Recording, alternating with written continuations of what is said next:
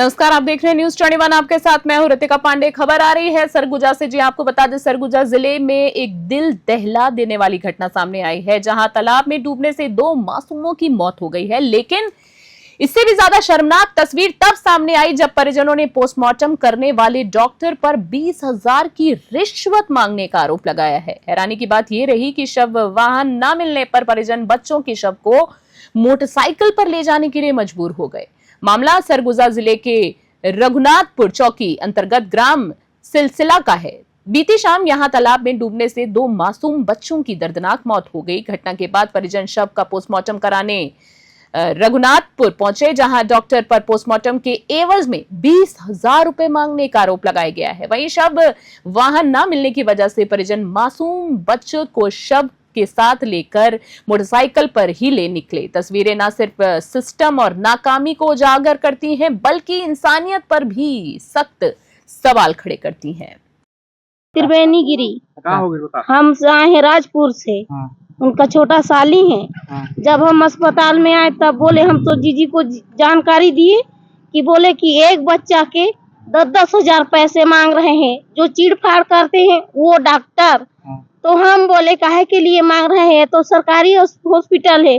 बच्चे लोग को शाम को और फिर रात में ले गए, फिर दोबारा सुबह लाए हो तो उनमें पैसे लगेगा। एक बच्चे का 10,000, फिर बाद में बोले एक बच्चे का 5-5 हजार। फिर से गोड़न पैया करने लगे हम, तो बोले कि दोनों बच्चा का 5,000। बस इतना ही जानते हैं। नहीं दिए। फिर बड़ा बड़ा अधिकारी लोग आए, फिर क्या क्या बात किया, फिर फ्री में हुआ। कितना परेशान हुए इस दौरान? हम सुबह यहाँ 7 बजे से आए थे। बहुत परेशानी हुआ। बहुत परेशानी हुआ। बाइक में काहे लेके जा रहे थे आप लाश को? वही तो बोला, वहाँ पे बोला कि वहाँ से गाड़ी हमको दिलाइए, तो बोला कि हमने गाड़ी यहाँ सुविधा नहीं है, अंबिकापुर से मंगवाना पड़ेगा, तब तक बहुत लेट हो जाएगा, तब तक तुम घर में आप कुछ भी कर सकते हैं बच्चे को। विनोद गिरी सर, एक छोटा सा तालाब था, उसमें डूब गए। फिर सर मैं तो काम करने के लिए गया था।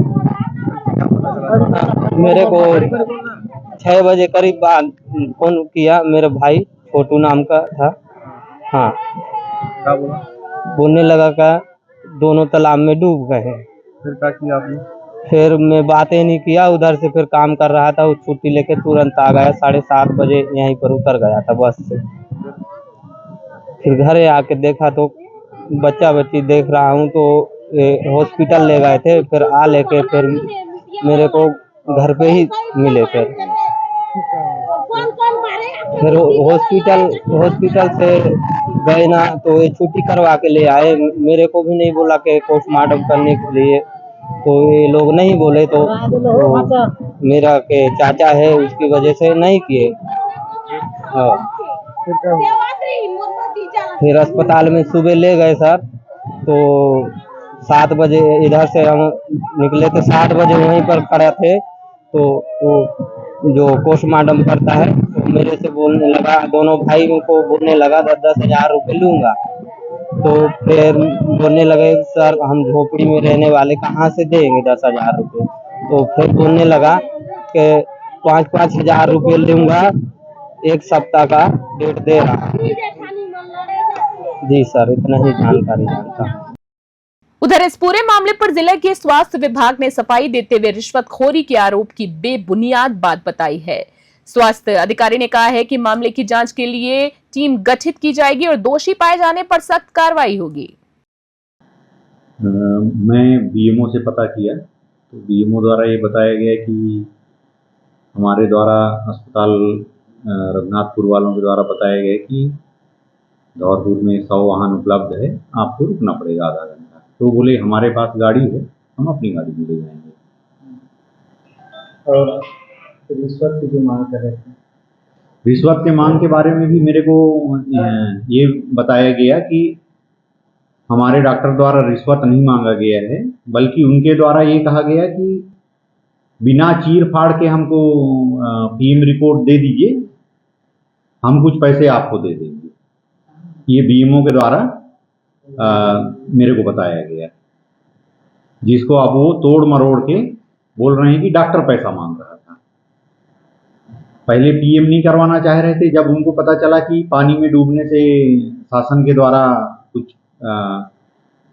क्षतिपूर्ति दिया जाता है, तो फिर उन्होंने पोस्टमार्टम करवाने के लिए लेके आया और ऐसा एलिगेशन डॉक्टर के ऊपर लगाया गया। अगर इस विषय में पैसे की लेन देन वाली बात आई है तो अपन जांच करवाएंगे, एक टीम गठित करके।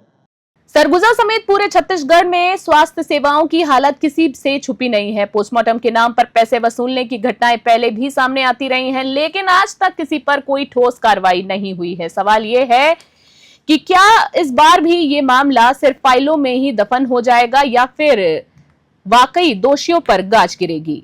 अंबिकापुर से आसिफ अली की विशेष रिपोर्ट।